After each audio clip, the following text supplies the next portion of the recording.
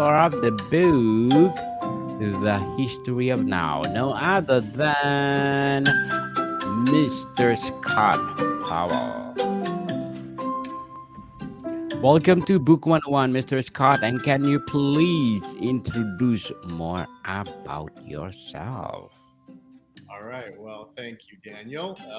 Yeah, my name is Scott Powell. I'm a historian and homeschool teacher. And so I've been teaching homeschoolers from around the world for over 20 years online now. And I also like to teach adult students. And the history of now, the book we're mainly going to talk about here, is a book that's meant to help, especially adult students, to finally actually learn history. Because history, as we know, is a very difficult subject, and it's become my passion and my mission to help adult learners of history. And history repeat itself. Mr. Scott Powell, thank you so much for sharing your knowledge to the world. So, what does the phrase history of now signify in the context of this book? Okay, that's actually a great question because usually people think that history is just the study of past, right? And so most people find it to be a subject that is boring because it doesn't have anything to do with real life. Who cares what happened to somebody else 500 years ago in some other place, right? And so most people have trouble connecting with the subject.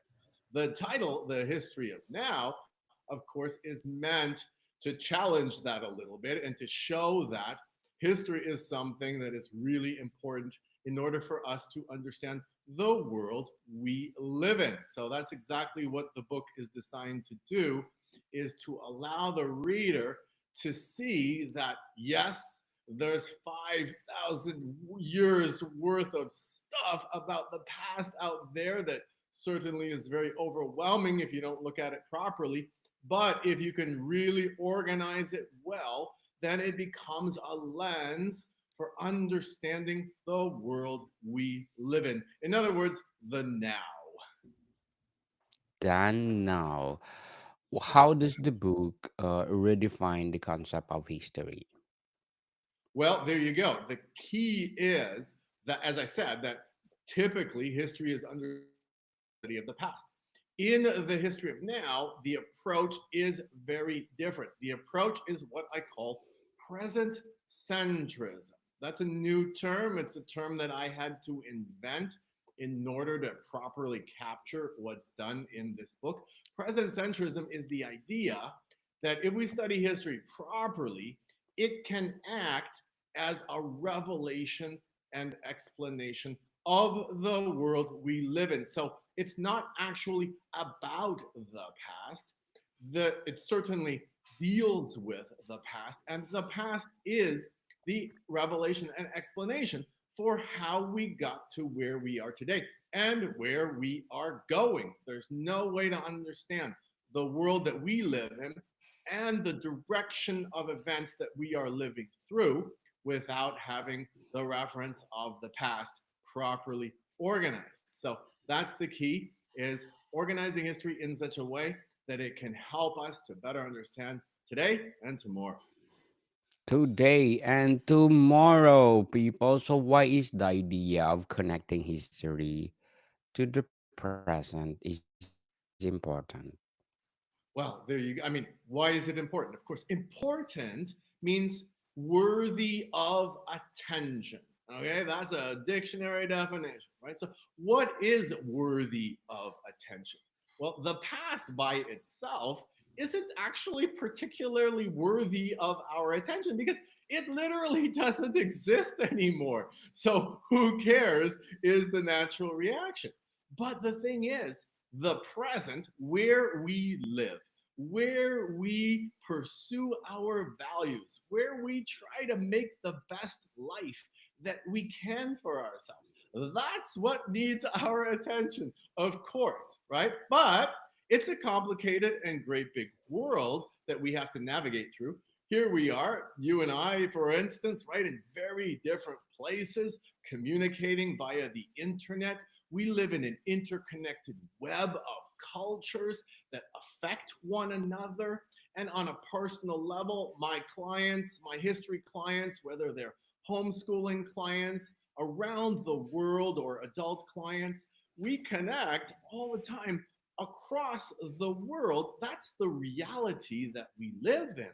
So that's what we need to understand. That's what's worthy of our attention is this amazing web of life that politics and technology combined have created for us. Not always in good ways, but that's the thing is, of course, there's good and there's bad.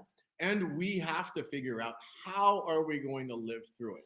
Here we are, the two of us, making use of the tremendous miracle that is the internet, right? And that gives us a connection that we wouldn't otherwise have. And there are so many others, opportunities for all of us.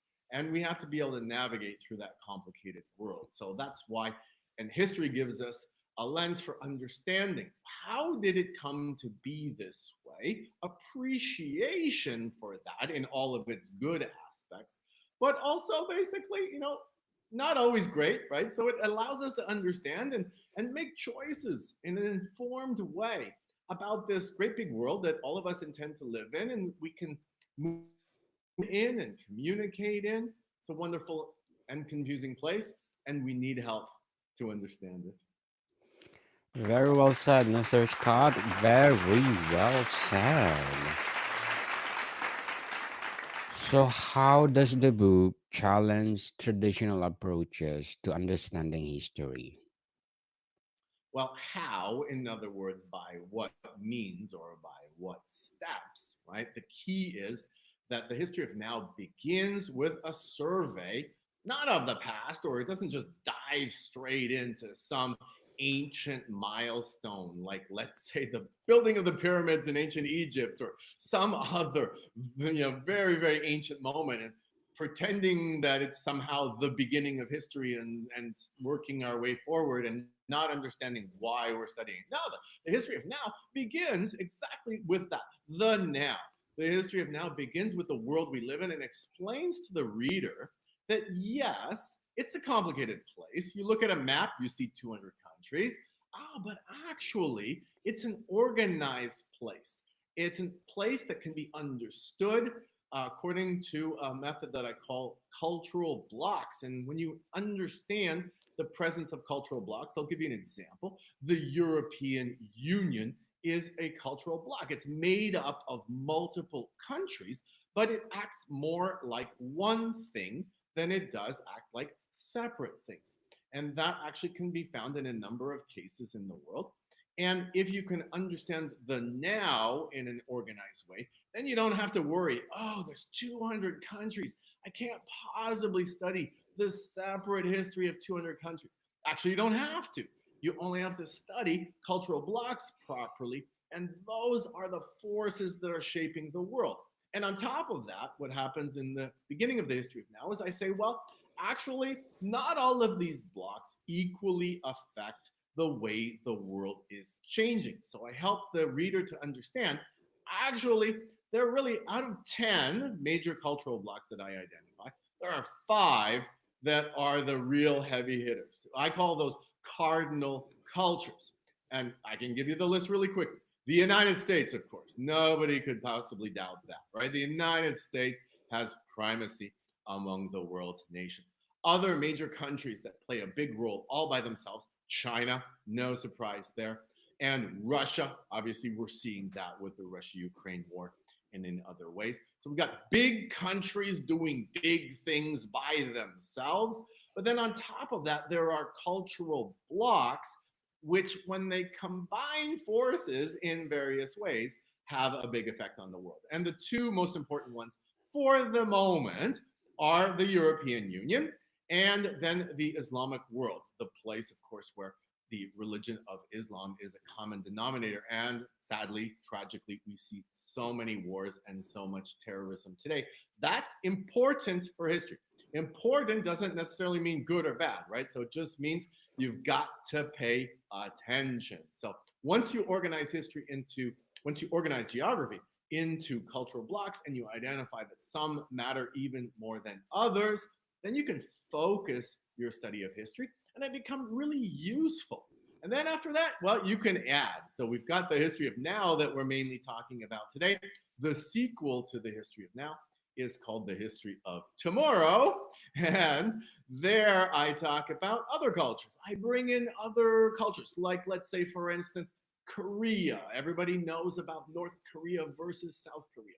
In the history of tomorrow, I bring in Israel. It's a small country, but wow, everybody knows from the news that there's a lot going on there, right? And so I talk about other participants in the way the world is unfolding and how they're going to affect the big players, and of course, especially the United States. And so, since we live in an America centric world, that's the major focus. So, Mr. Scott, how does the history of now explore the relationship between past, present, and the future? Well, explore, right? Well, okay. What it does is it shows the reader that the story of countries can be boiled down to, it can be essentialized in such a way that you can throw out a lot of the noise and focus on the really big moments that shaped the history of cultures and brought them to where they are today. I call that the method of anchor facts. And so these anchor facts are really powerful facts that show us the most about how the past explains the present. And then, well, then the question becomes, well, what else can we see? Is it possible to actually predict the future? Well, of course, there are limits to what we can say about the future. But there's no question that when you use the method of anchor facts and when you properly project the story of various cultures, what happens is you can see the direction that they are moving. So you can then look at the configuration and you can say, here's what America is doing, here's what China is doing. For instance, as a pair, these are the two most important countries. How are they interacting? As in, for instance, what is their argument about the fate of Taiwan? What do they have to say about Japan or other neighboring countries such as Philippines and Vietnam and so on? It's clear that these are definitely not in agreement and they are acting in various ways. Those ways are not random. Those ways of interacting are the product of the history of those cultures and what they may or may not have learned from their history. So that's why we need to know that history, because it affects us all the time, whether we understand that or not. So, Mr. Powell, Mr. Scott, what new insight does it offer about how history is created and remembered?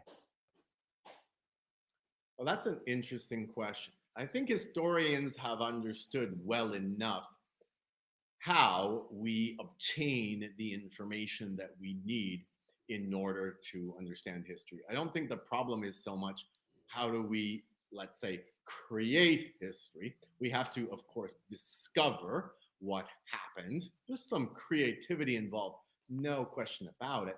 It's much more about discovering and presenting, right? So I would say that the crucial difference in the method of present centric history is the method organizing and presenting. So one of the things that most readers will really appreciate is there's not a ton of facts. There's not an ocean of information that you're never going to remember anyway. And it's not like I'm just going to sit there and show off and tell you all the facts that I know. No, the point of history is not for me to do that. Unfortunately, most historians do that. But the point is more for me to help you as the reader who does not know that information to start knowing it really early and to build that knowledge over time. So I think that's the crucial difference is In this book and in my books in general, the goal is to help you, the reader, not for me to show off what I know, to help you, the reader. So, Mr. Scott, what would be your advice for those people out there who want to write history itself? Oh, wow. Okay. Writing history. Now, I don't have any advice for you other than you better learn. You've got a lot of learning ahead of you. History is not a subject for amateurs. So, I've been studying history now professionally for over 20 years, coming up on 25 actually. And so, look, you've got work to do if you want to be writing history. There's no question about that. You just have to learn history for yourself. So, of course, if you want to learn history for yourself, well, I can't give you literally, I cannot give you better advice than read the history of now and read the history of tomorrow and go from there. Reach out to me. Hey, I'd love to help aspiring teachers. I run an educational program called Knowable World, and we are looking for teacher trainees. We are looking for new, young historians that are inspired by the subject of history. There's plenty of opportunities, mainly because the normal or traditional way of studying history has really not worked for anybody. And so, yeah, we actually find ourselves in a very powerful moment here where new people that are excited about the subject can make a big impact. So I'm there to help. I've been through it all. I've gone from the ground up, not knowing history, to knowing it as well as I possibly can, and I can do that for new students. And I would love to help. So hopefully, maybe somebody listening here is all of a sudden excited and is wondering how to learn. Yeah, definitely get started by reading the history of now, and then reach out to me. I'll do anything I can. What are your short term and long term goals in writing? Well, my short term goals, yeah, a little bit unusual. Now that I've completed the sequel to The History of Now, which is entitled The History of Tomorrow, which is quite a demanding book, so definitely don't start there. I'm very explicit in The History of Tomorrow that you have to start with The History of Now. Now that I'm done both those books and I feel like I've adequately represented present centrism, I've actually been inspired to do something very different. I'm writing fiction. And so my short term project is to write a novel, which is a little bit hard to describe because it's the obvious thing about it is it's a time travel novel, but it's time travel that's being done by historians. So there's a little twist there, right? They know everything that has happened in history really well. And as it turns out, they are trying to reshape history in some positive way by using this technology that comes about in the near future, right? So it's science fiction, it's history all combined. That's kind of my exciting, I wouldn't say short term project. I think it might take me quite a while to write it. But anyway, it's currently underway. Anybody that's interested, the title is The 14 Points. And you can find that on Facebook and YouTube. And beyond that, as I said, I teach homeschoolers. So I have a website called Knowable World. And Knowable World is for students from kindergarten all the way to 12th grade.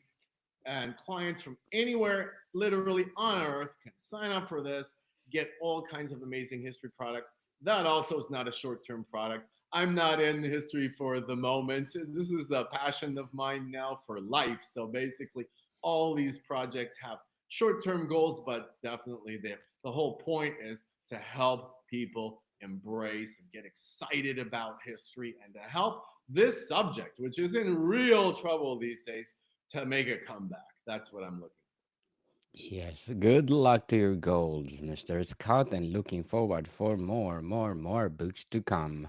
What are the implications of viewing history as interconnected with the present? for. Or the applications. Well, I think the first application that I would speak to is a personal one. In other words, when you come to understand the world you live in, your choices expand and your personal efficacy expands wherever it is you happen to be for the first time, potentially, if you study history properly, you actually know where you are. Not in an obvious way. We all kind of, in an obvious way, know where we are. We can name the place. Okay, and maybe you can find yourself on Google Maps. But then when you look around, wow, what a great big place, right? And so the idea is that you get a big picture understanding. And we live in a world in which you can pretty much go anywhere. It's not always easy, but you can move around. You can choose to be in a different place. You can shape your life. I think that's the first application, is a personal application. In other words, you can figure out how to shape your own life in order to deal with the reality that's evolving around you.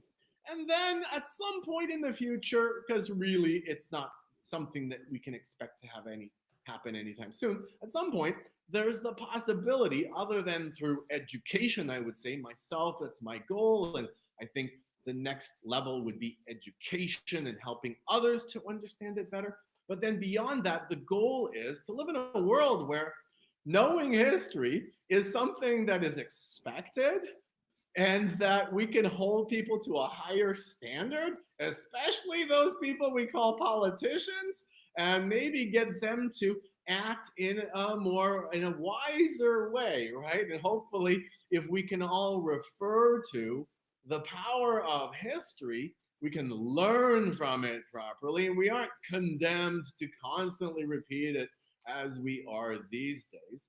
Instead, we can make the world a better place. That's obviously a big goal, but that's what we have to work towards, each of us in our own small way. A better place to live. So, to wrap up our discussion, Mr. Scott, what might this new approach to history influence education or policymaking? Well, definitely in terms of influencing education, my hope is that basically present centrism becomes the new standard. I think we've seen well enough that the stale and sterile study of the past is boring and it doesn't help anybody. We've also seen that the modern version of history, which is what in America we call social studies, that doesn't help anybody either. It's mostly politics. It's mostly some sort of subjective agenda. That doesn't inform people. It just pits them against one another. So, I mean, basically, the hope is that present centrism can become a new standard. If we have a really good standard for what history can do and what it can be, then that will change the educational landscape. So that's the goal of Knowable World, no less. Once that's done, in all honesty, it takes time. People have to then adopt that, and it has to work its way through the culture. So I don't expect history to all of a sudden make a big splash and change the world, but that's not the way that I think. Most historians think in terms of the big picture. I certainly do. My goal is to help bring about gradual cultural change by means of better history. And then the politics will take care of itself. Mr. Scott Powell, thank you so much for sharing your books to the world. So, can you please invite our listeners to support all your books? Yeah, absolutely. Of course, my books are available on Amazon. And as I said, my website is nobleworld.com. So please come check it out for your kids. And even Yes, people, let's support Mr. Scott Powell because if you support him, more coaching to come, more teaching to come, and more empowering books of history to come. So, Mr. Scott, thank you for your time. you're very welcome. Nice to be here, Dan. More to come, people. See you soon.